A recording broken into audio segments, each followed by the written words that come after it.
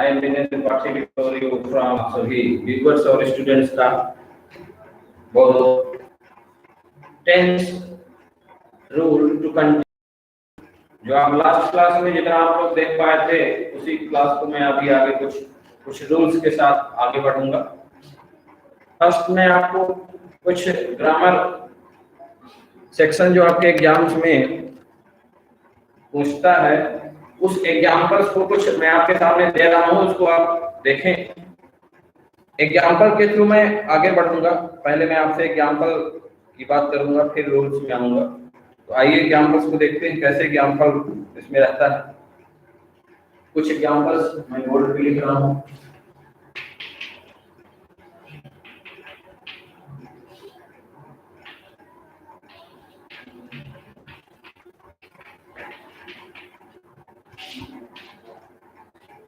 Examples जैसे इसमें हम आपको दे रहे हैं, पहले एग्जाम्पल्स बोर्ड पे मैं आपको दे रहा हूँ, उसको आप अपने रफ में राइट डाउन भी कर सकते हैं। रफ में यदि आप लिखे रहेंगे तो बाद में भी उसको समझ सकते हैं अपने से देखकर। यदि आप एग्जाम्पल नहीं रखेंगे तो फिर बाद में आपको प्रॉब्लम हो सकती है, क्योंकि सुनने की चीज कम है, बट उसको राइट डाउन प्लस उसको बाद में एग्जाम्पल के थ्रू आप उसको ज्यादा करेंगे। तो आइए देखते हैं example. He is always come late. He is always come late. Example number first and then example number second. Example number second. Example number second as she is going. Example number second. Example number second. Example number second as she is going to. She is going to. She is going to college. यदि आप examples को write down नहीं करेंगे तो फिर जो मैं rule आपसे आगे डिस्कस करने वाला हूँ उस रूल को आप नहीं समझ पाएंगे। इसलिए एग्जाम्पल्स को पहले राइट डाउन कर लें। नेक्स्ट एग्जाम्पल है the childrens are going to the childrens are going to school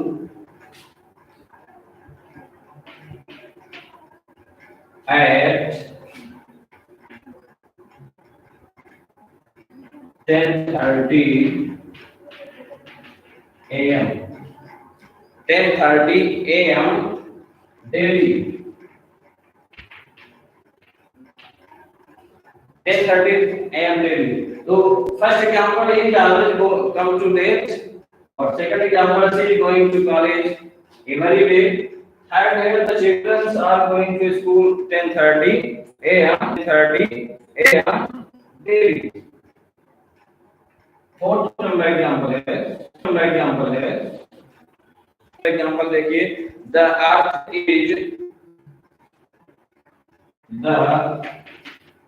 earth is moving around the sun. Next example है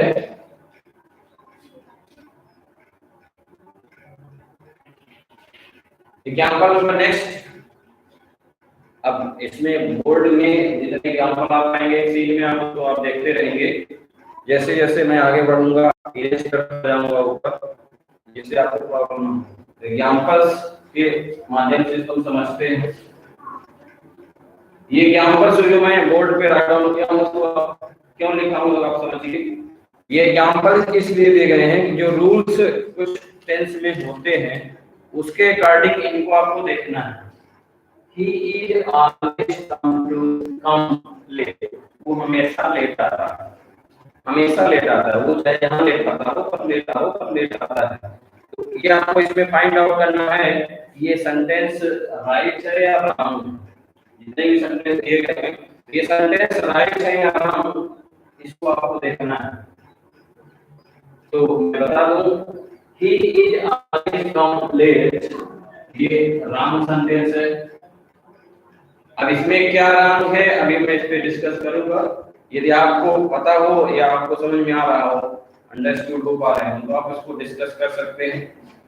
सेकंड में going to college every day, ये भी एग्जांपल रॉन्ग है। Every day, ये भी example wrong है। The children are going to school at 10:30 a.m. daily, ये भी एग्जांपल रॉन्ग है according to grammar rule. Fourth number, the earth is moving round the sun, ये भी example according to rule wrong है। Means मैं जो आपको एग्जांपल बता रहा हूं ये सारे के सारे एग्जांपल्स रॉन्ग लिखे गए हैं। किस बेस पे रॉन्ग है इस पे मैं अभी डिस्कस करूंगा और रूल की ओर आगे बढ़ूंगा। इस पे रूल्स पे मैं डिस्कस करूंगा। रूल्स इसमें क्या है, ये सब वर्ड जो आ रहे हैं यहाँ पे देखिए सेंटेंस के लास्ट में जो एवरी डे, इसमें है डेली, फर्स्ट में लेट, सेकंड में एवरी डे, थर्ड में डेली, फोर्थ में मूविंग। ये सारे के सारे जो वर्ड्स हैं, कीवर्ड्स, इन कीवर्ड्स के थ्रू हम आइडेंटिफाई कर सकते हैं यहाँ में वो रॉन्ग है या राइट है। कीवर्ड्स, केवल कीवर्ड्स ही ऐसा होता है सेंटेंस में जिससे हम तुरंत क्लिक कर लेंगे दिमाग में कि हाँ ये रॉन्ग है अकॉर्डिंग टू रूल। क्यों? क्योंकि डेली वर्ड है, एवरी डे है, लेट्स है और यहाँ पे मूविंग है। क्यों रॉन्ग है? रॉन्ग होने की वजह ये है कि जहाँ पे ये वर्ड्स आते हैं, होने की वजह ये है कि जहाँ पे ये वर्ड्स आते हैं, सपोज यहाँ पे ऑलवेज आया है, सॉरी ये लेट भी यहाँ पे ऑलवेज आया है, सॉरी ये लेट भी यहाँ पे ऑलवेज की बात होगी, यहाँ पे ऑलवेज वर्ड, ये वर्ड्स ऑलवेज, एवरीडे, डेली, ये वर्ड्स एडवर्ब में आते हैं। यदि ऐसे फ्रीक्वेंशियल एडवर्ब जो किसी सेंटेंस में आता है तो वहां पे आपको तुरंत दिमाग में क्लिक करना चाहिए कि जब ये किसी सेंटेंस में आएगा उनके साथ यूज होगी और प्रेजेंट डिफरेंट के बाद ये यूज होगी, ये यहाँ पे नहीं आएगा, वहां पे रॉन्ग हो जाएगा। तो प्रेजेंट डिफरेंट वर्ब कैसे यूज, वहां पे रॉन्ग हो जाएगा। तो प्रेजेंट डिफरेंट वर्ब कैसे यूज करेंगे, यहाँ पे ये इरेज करना पड़ेगा आपको, क्योंकि प्रेजेंट डिफरेंट यूज नहीं होता, ई नहीं यूज होगा। तो ही ऑलवेज कम लेट, वो हमेशा लेट आता है। तो ऐसे वर्ड से किसी सेंटेंस में आते हैं उनको आपको सीधे किस पे पुट करना है, प्रेजेंट इंडेफिनिट टेंस के वर्ब के अकॉर्डिंग पुट करना है। इस वर्ब का फर्स्ट फॉर्म यस या ईएस अकॉर्डिंग टू सब्जेक्ट। तो ही इज नहीं होगा क्योंकि ये प्रेजेंट इंडेफिनिट में जाएगा, क्योंकि ऑलवेज की वर्ड है यहाँ पे, इसके थ्रू मल्टीप्लाई आप करेंगे। और यहाँ पे she going to college every day, every day यहाँ पे की वर्ड है, ये एवरी डे किसी सेंटेंस में आता है वो वर्ड इसमें जाएगा, प्रेजेंट इंडेफिनिट जाएगा। प्रेजेंट इंडेफिनिट जाएगा तो यहाँ पे वर्ब प्लस आईएनजी नहीं होगा, नहीं होगा, ना ई होगा ना हेल्पिंग वर्ब होगा, इसमें दो, ना ई होगा ना हेल्पिंग वर्ब होगा, इसमें दो हो जाएगा। She going to college every day, जब हम अपने लाइफ में कोई ऐसे एक्शन जो एक रेगुलरिटी के साथ डेली हैबिट्स पे करते हैं, तो डेली हैबिट्स की जो एक्शन होते हैं, जो डेली हैबिट्स के हमारे जितने भी प्रोसेस होती है हमारे डेली लाइफ में, वो जो डेली हैबिट में है उसको हम किसमें रखते हैं, प्रेजेंट इंडेफिनिट टेंस में। डेली हैबिट्स ध्यान रखेंगे, it is used to daily habits identify in present indefinite tense. Present indefinite tense में जितने भी डेली यूज की हैबिट्स होती हैं उनमें सीधा प्रेजेंट इंडेफिनिट वर्ब यूज होगा। इसमें कोई दूसरा सेंटेंस या बना देंगे, हेल्पिंग वर्ब यूज कर देंगे, दूसरा कोई टेंस रख देंगे तो वो खराब हो जाएगा। तो she goes to college every day, ये अब सेंटेंस जाके इसके पहले ये दोनों सेंटेंस रॉन्ग थे। Third number, the children are going regular means routine में रहता है, रेगुलर एक्शन को प्रेजेंट इंडेफिनिट में हमेशा रखते हैं, ये आपको दिमाग में सेट करना है। जब आप दिमाग में सेट कर लेंगे कौन से एक्शन कहां पे पुट करते हैं किस टेंस में, तो आप सेंटेंस को राइट और रॉन्ग पहचान सकते हैं देखकर।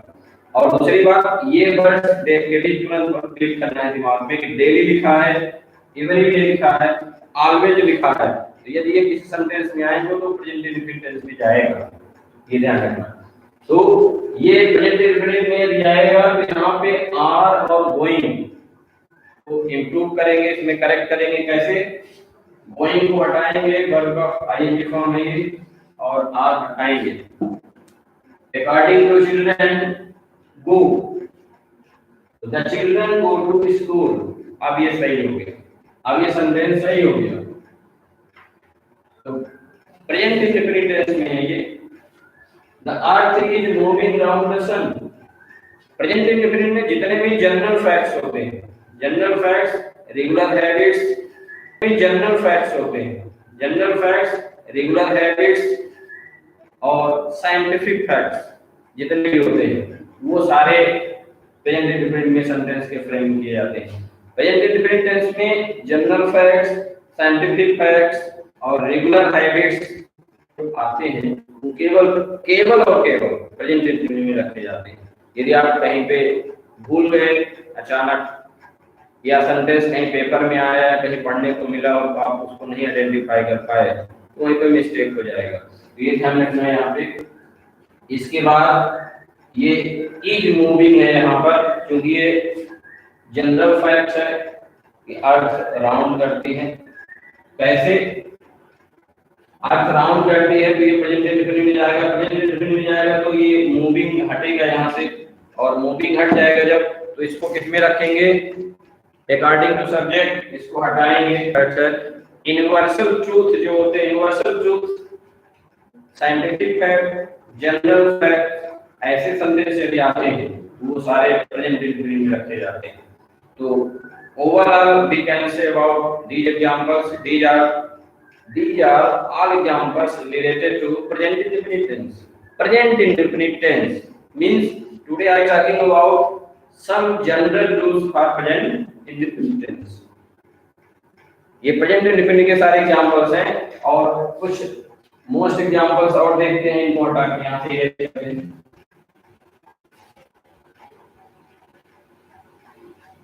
से लाना है। तो जब तक आप मोस्ट एंड फैक्चुअल एग्जांपल नहीं रखेंगे तो वो अपने को समझ में नहीं आएगा। डायरेक्ट रूल की बात करेंगे तो आपको बिल्कुल समझ में नहीं आएगा, इसलिए आपको एग्जांपल दे रहा हूं फिर रूल्स क्यों चल रहा।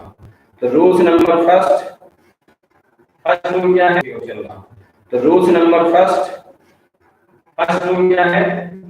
किसी भी सेंटेंस में डेली, रेगुलर या रेगुलरली, ऑलवेज ऐसे वर्ड से भी आते हैं, इसको आप राइट डाउन भी कर सकते हैं कि जैसे वर्ड आते हैं तो वहां पे प्रेजेंट इंडेफिनिट होगा। कौन से word? Everyday, regularly, daily, always और regular habits, regular routine words जितने भी होते हैं वो सारे के सारे प्रेजेंट इंडेफिनिट में आते हैं। नेक्स्ट एग्जांपल है इसमें, unless they will labor hard unless they will labor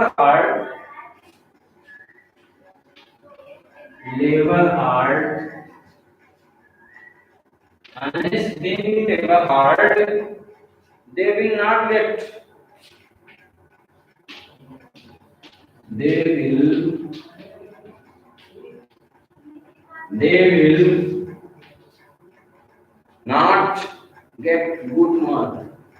not get good marks,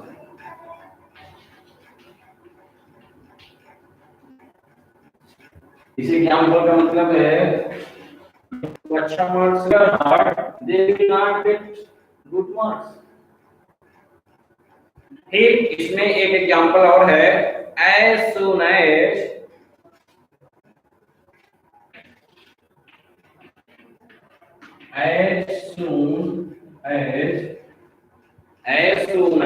जिसमें कुछ फैक्ट्स निकल के आएंगे, इसलिए आप सब इसको अपने रफ पर राइट डाउन जरूर करें।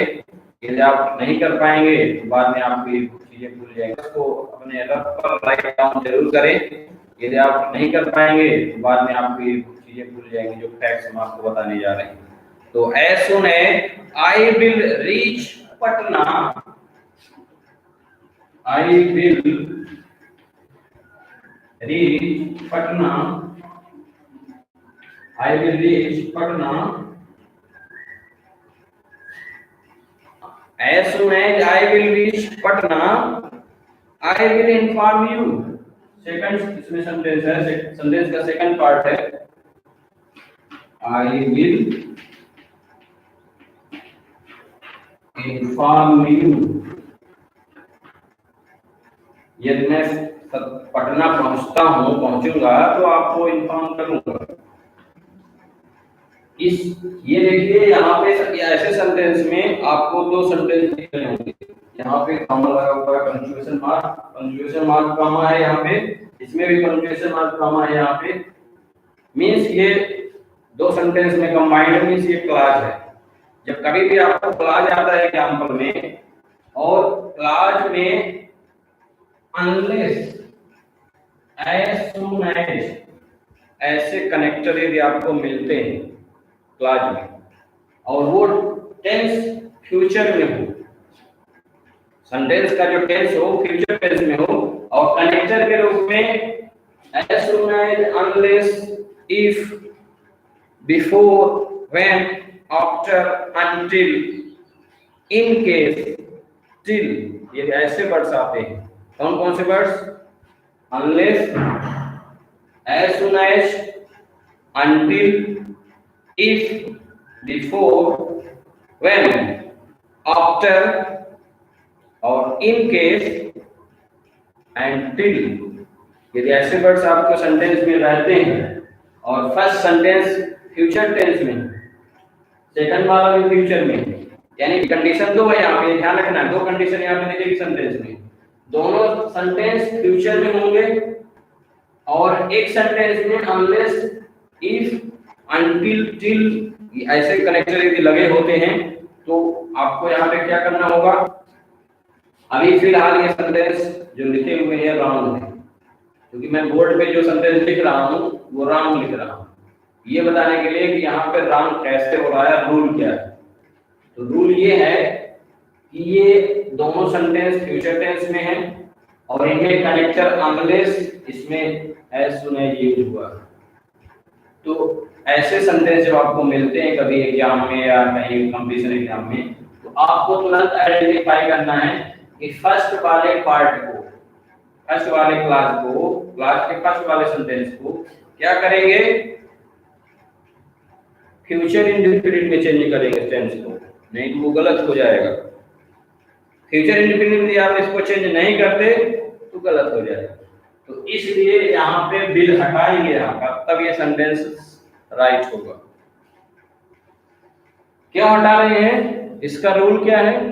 रूल ये है कि जब दोनों सेंटेंस फ्यूचर में हो और unless, as soon as, until, till ऐसे, इन केस ऐसे वर्ड्स आते हैं, कीवर्ड्स हैं ये।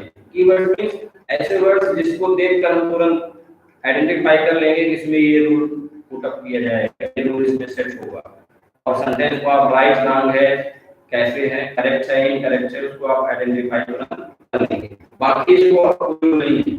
रूल ये है कि तो कीवर्ड्स हैं, ये ऐसे कीवर्ड्स हैं जिनको देख के आप तुरंत क्लिक करेंगे दिमाग में कि फ्यूचर में दिया है यानी ये, दिमाग में कि फ्यूचर में दिया है यानी ये गलत है, इसको किसमें चेंज करेंगे? अनलेस से लगा हुआ सेंटेंस, दूसरा पार्ट नहीं, जो अनलेस से लगा हुआ सेंटेंस होगा क्लास का, वही वाला प्रेजेंट इंडेफिनिट में कन्वर्ट होगा, फ्यूचर में नहीं होगा, गलत हो जाएगा। इसमें भी फ्यूचर है, इसमें भी फ्यूचर है, इसलिए इसको हटाएंगे यहाँ से। आई विल नहीं होगा यहाँ पे।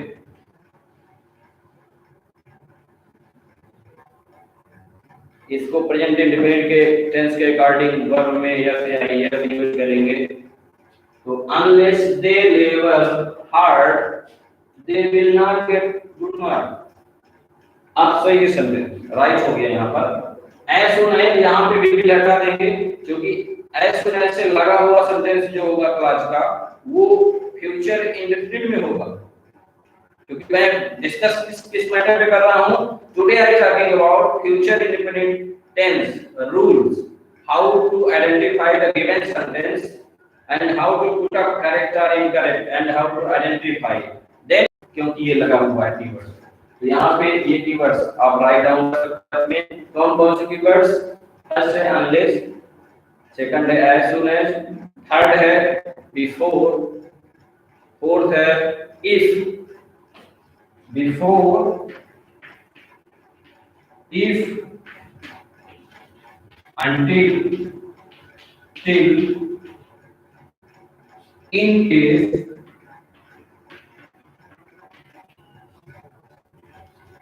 case, before, if, until, till, as soon as, unless, यदि ऐसे वर्ड्स आते हैं, when, यदि ऐसे वर्ड्स आते हैं और इनके जस्ट बाद वाला सेंटेंस फ्यूचर में है, उसको किस में चेंज करेंगे, प्रेजेंट इंडेफिनिट टेंस के अकॉर्डिंग वर्ब में चेंजिंग करेंगे। ये ध्यान रखना, ये यहाँ पे फैक्ट है, ये कीवर्ड्स हैं जिसको देख के आपको तुरंत पता चलना है। और यदि रॉन्ग सेंटेंस दिया होगा करेक्ट करने के लिए दिया देगा एग्जाम में, तो फ्यूचर में करके देगा, क्योंकि फ्यूचर में दोनों रखेगा। जब आपको दोनों फ्यूचर में दिखें तो फर्स्ट पार्ट सेंटेंस का प्रेजेंट इंडेफिनिट में होगा, सेकंड पार्ट फ्यूचर में ही रहेगा। यहाँ से ये सेकंड पार्ट है, ये सेकंड पार्ट है और ये सेंटेंस का फर्स्ट पार्ट। तो फर्स्ट पार्ट प्रेजेंट इंडेफिनिट में होगा, सेकंड पार्ट फ्यूचर इंडेफिनिट में होगा। ऐसे यहाँ पर भी फर्स्ट पार्ट प्रेजेंट इंडेफिनिट में रखेंगे और सेकंड फ्यूचर में, दोनों फ्यूचर में नहीं होगा। ये ध्यान रखना है। क्यों नहीं होगा? क्योंकि ये रूल है कि जब किसी भी सेंटेंस में as soon as, unless, before, if, until, till और in case, when ऐसे कीवर्ड्स आते हैं, एडवर्ब्स आते हैं, तो वहां पे आपको फ्यूचर इंडेफिनिट को रखना है। तो ये इससे रिलेटेड रूल्स हैं। अभी इनको यूज कर रहे हैं, नेक्स्ट रूल देखते हैं।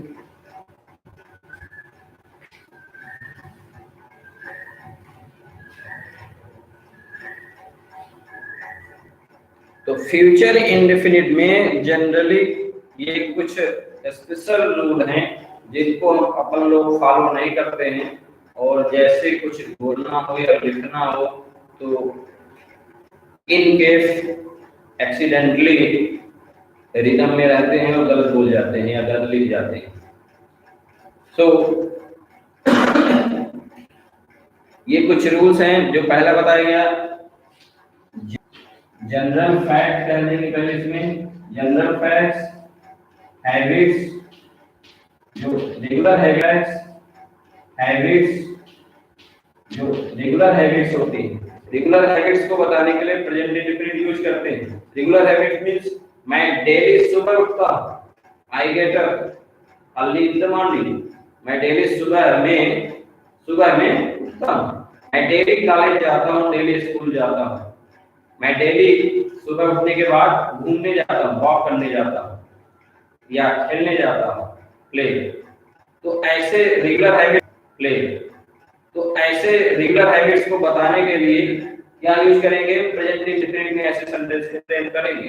अदरवाइज आप कहीं दूसरे में कर दिया आपने फिर वो गलत हो जाएगा, इसलिए इसको ध्यान रखना है। General facts, habits, scientific facts जो होते हैं, फिर natural facts,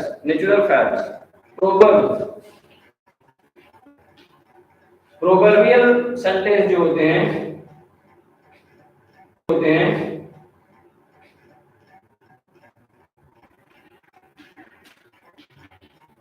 proverbial sentence means जिसको अपन लोग हिंदी में प्रोवर्बियल सेंटेंस मींस जिसको अपन लोग हिंदी में कहावत कहते हैं। प्रोवर्ब को प्रेजेंट इंडेफिनिट रखते हैं।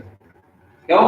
क्योंकि वो फैक्ट्स को बताते हैं। 2 और 2 4 होता है, 2 and 2 make 4, 2 and 2 make 4, 2 और 2 मिलके क्या बना देता है, 4 बनाता है। तो ये प्रोवर्बियल फैक्ट्स है, ऐसे फैक्ट्स को आपको ध्यान में रखना है। फिर इसमें ऐसे कुछ एक्शन जो फ्यूचर में होने वाले हों, ऐसे कुछ एक्शन जो फ्यूचर में होने वाले हों, अपकमिंग टाइम में, आने वाले समय में, बट उसको आज आपको पता है, ऐसे सेंटेंस को, ऐसे एक्टिविटीज को या ऐसे फैक्ट्स को किसमें यूज करते हैं? ऐसे एक्टिविटीज को या ऐसे फैक्ट्स को किसमें यूज करते हैं? प्रेजेंट इंडेफिनिट में यूज करते हैं। प्रेजेंट इंडेफिनिट में फ्यूचर की इवेंट्स को जो आज पता है उसको फ्रेम करते हैं प्रेजेंट इंडेफिनिट में। उसको आप फ्यूचर में नहीं रखेंगे, विल यूज नहीं करेंगे, नहीं तो आपका फ्यूचर की इवेंट्स को जो आज पता है उसको फ्रेम करते हैं प्रेजेंट इंडेफिनिट में। उसको आप फ्यूचर में नहीं रखेंगे, विल यूज नहीं करेंगे, नहीं तो आपका गलत हो जाएगा। जैसे एग्जाम हो जाएगा, जैसे एग्जाम्पल में आपको बता रहे हैं कि आवर गेट्स जो हमारे गेस्ट हैं, our guests arrive tomorrow. Our guests कैसे लिखेंगे इसमें?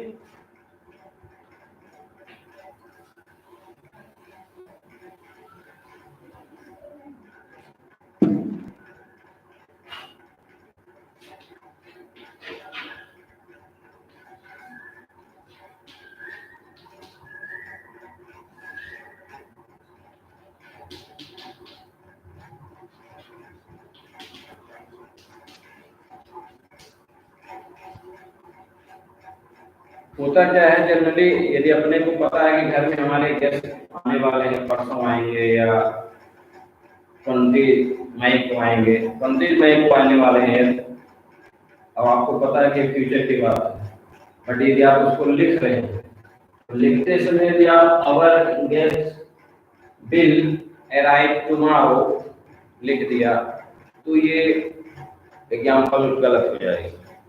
यदि आपको जनरल फैक्ट इसका पता है कि आने वाले ये श्योर है, डेट डिफाइंड, कोई गेस्ट आने वाला हो, कोई चीफ मिनिस्टर आने वाला हो, कोई पीएम कहीं किसी डिस्ट्रिक्ट में या किसी कंट्री में कहीं पे विजिट करने वाले हों और वो पहले से पेपर आउट हो चुका हो, मीडिया में आ चुका हो कि आने वाले हैं, ऐसे फैक्ट्स को बताने के लिए वो चाहे आप ग्रुप डिस्कशन यूज करें या टीवी चैनल भी यूज करें, कहीं पे भी, क्लास में भी, असेंबली में भी, तो ऐसे फैक्ट्स को बताने के लिए आप फ्यूचर इंटेलिजेंस का यूज करेंगे।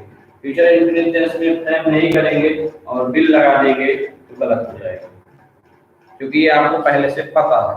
जब फ्यूचर के प्लान पहले से पता हो, एक्शन पहले से पता हो, फिक्स हो, जिसको आप कह सकते हैं, तो इनको फ्यूचर इंडेफिनिट में फ्रेम करते हैं। तो बिल यहाँ से हटा देंगे, इरेज करेंगे, तब सेंटेंस जाके सही होगा। ये सेंटेंस में बिल लगा रहेगा तब सेंटेंस गलत हो जाएगा। तो एग्जाम में ऐसे बिल यूज करके पूछता है और हम उसको राइट करके चले जाते हैं, वो गलत हो जाता है। क्यों? इस पे फैक्ट क्या है कि पता रहेगा तब। फिर ऐसे ही जैसे द कॉलेज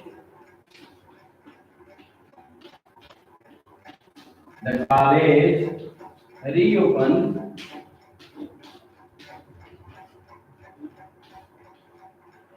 जैसे इस समय nowadays corona virus epidemics to continue over entire world, पूरे वर्ल्ड में कोरोना वायरस इस समय पूरे चारों तरफ स्प्रेड आउट हो रहा है, स्प्रेड हो रहा है। तो कॉलेज स्कूल पूरा सिस्टम ही लॉक है। तो आपको पता है कि हमारा कॉलेज या स्कूल रीओपन होगा जुलाई से या अगस्त से या सितंबर से, जब से भी।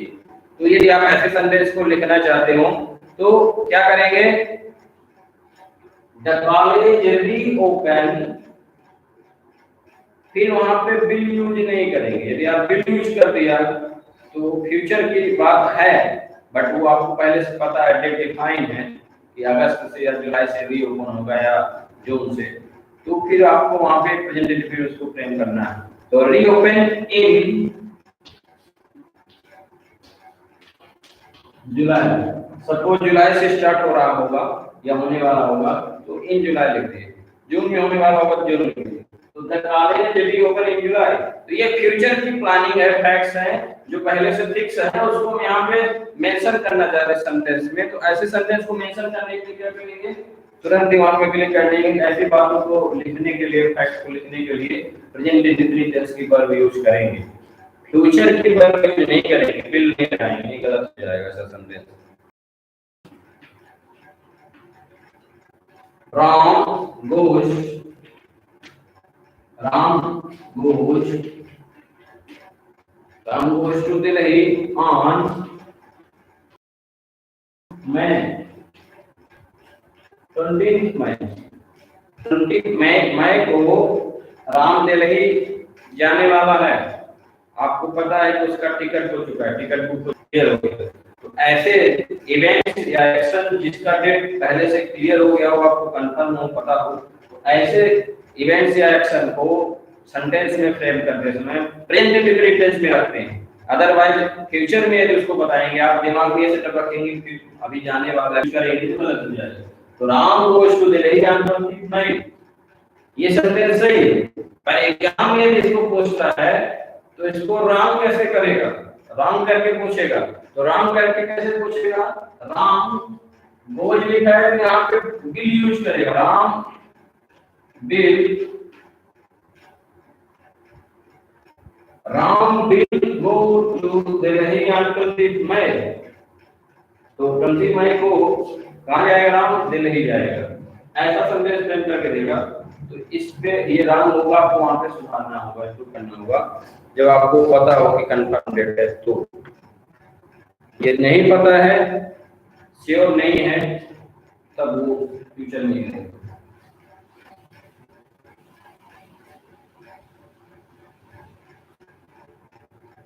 तो ये कुछ ऐसे फैक्ट्स थे जिनको हम प्रेजेंट इंडेफिनिट टेंस में रखते हैं।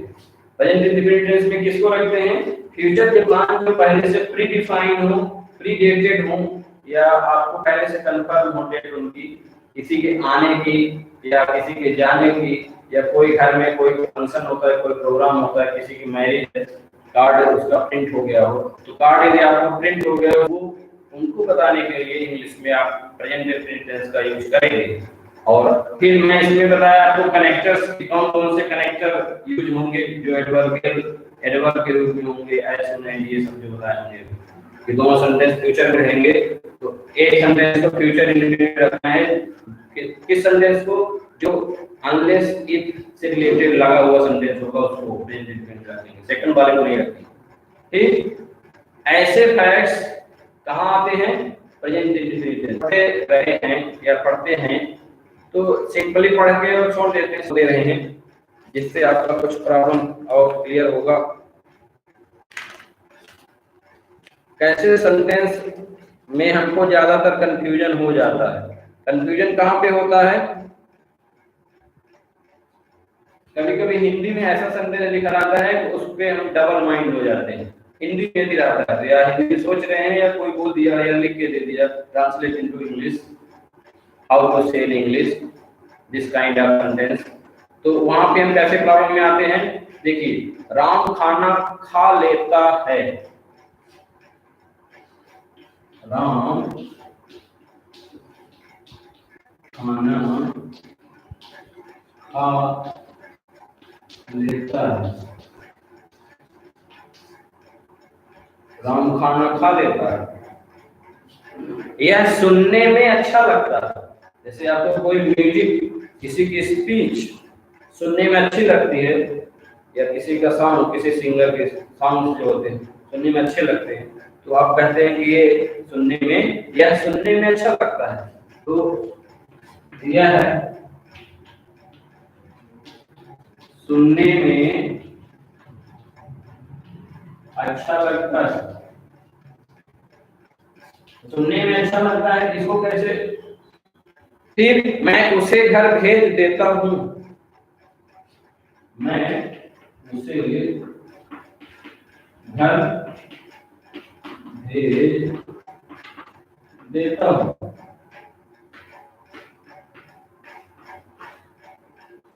मैं उसे घर भेज देता हूं। वो किसकी कार चलाती है, वो किसकी कार चलाती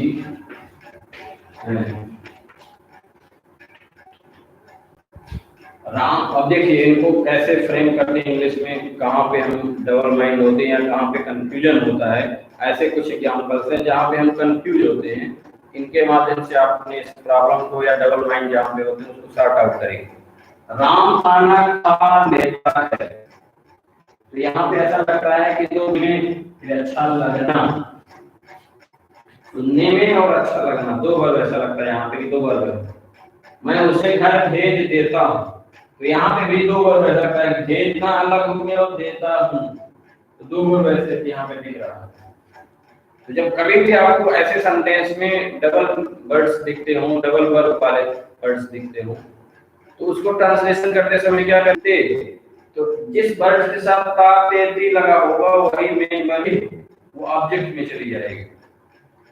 जिसके साथ ता ते ती लगा जाए, किस वर्ब के साथ, किस एक्शन के साथ, तो वो किस में जाएगा, मेन वर्ब में जाएगा।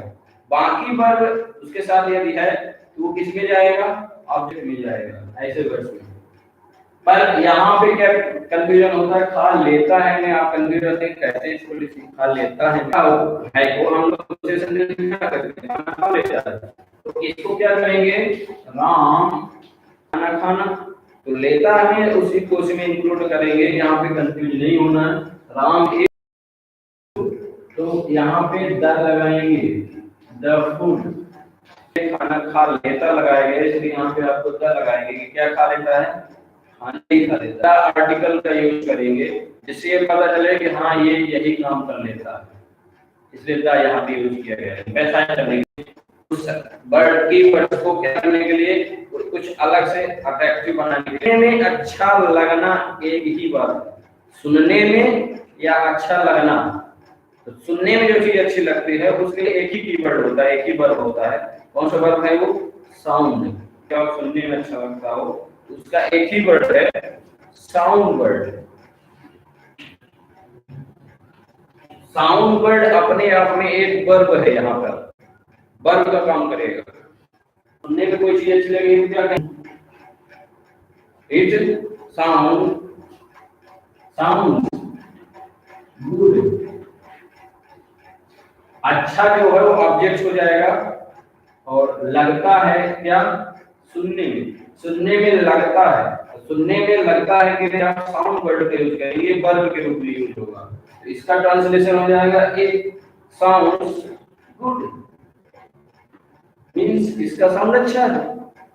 फिर है मैं उसे घर भेज देता हूँ, भेजना आप कंफ्यूज होते हैं, फिर देता हूँ, दो वर्ड यहाँ पे आपके सामने आते हैं तो आप यहाँ कंफ्यूज होते हैं। सेंड मींस होता है भेजना, भेज देना है, देता हूँ या भेजता हूँ, बात वही है, तो यहाँ पे आपको कंफ्यूज नहीं होना है। तो I send him, I send, send means भेजना, आई सेंड हिम उसे, उसे मींस हिम, सेंड हिम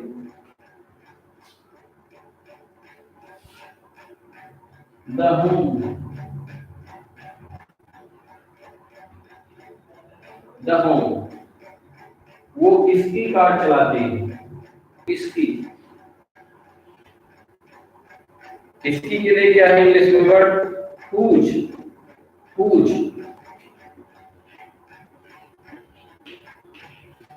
किसकी कार। यहाँ पे ऐसे सेंटेंस जब आते हैं तो वहां पे डबल माइंड क्या होते हैं, हम लोग ये सोचते हैं कि इसका सब्जेक्ट क्या होगा, ऑब्जेक्ट क्या होगा, ऑब्जेक्ट ढूंढते हैं, सब्जेक्ट ढूंढते हैं, वर्ब ढूंढते हैं, कैसे बनाएंगे। तो ऐसे वर्ड कभी कभी ऐसे सेंटेंस में दो पार्ट्स, दो वर्ड्स मिलकर एक सब्जेक्ट बनाते हैं। किसकी कार, किसकी कार, यहाँ पर एक वर्ड है, ये इसका सब्जेक्ट है, किसकी कार, पूछ कार, पूछ कार, पूछ का, किसकी कार, किसका घर, किसकी बाइसिकल, किसका, किसकी कॉपी, किसका नोट्स, किसकी बाइक, किसका लैपटॉप, ऐसे वर्ड यदि आते हैं तो पूछ का, पूछ में, पूछ पेंस, पूछ, ऐसे वर्ड्स आते हैं तो आपको ये एक वर्ड में रहेगा, ध्यान रखना है, वो केवल डब्ल्यूएच वर्ड के साथ। पूछ का ये सब्जेक्ट में ऐसे आ जाएगा, पूछ का dash she dash, main verb है डैश चलाना। अब इसमें चलाना वर्ब, इसमें क्या है, चलाती है, चलाने के वर्ब को क्या बोलते हैं, ड्राइव। सी यूज करेंगे, सी ड्राइव। पूछ का डज सी ड्राइव। डज क्यों यूज किया, इसकी कार के लिए, ये थर्ड पर्सन में आएगा, किसकी कार के लिए, इसलिए इसमें डज यूज करेंगे। एक में इसका जो मेन है वो लास्ट में आ रहा है सब्जेक्ट के बाद। ऐसे सेंटेंस पे सरल ट्रांसलेट करते हैं तब जाके ये कंप्लीट होता है। तो आई होप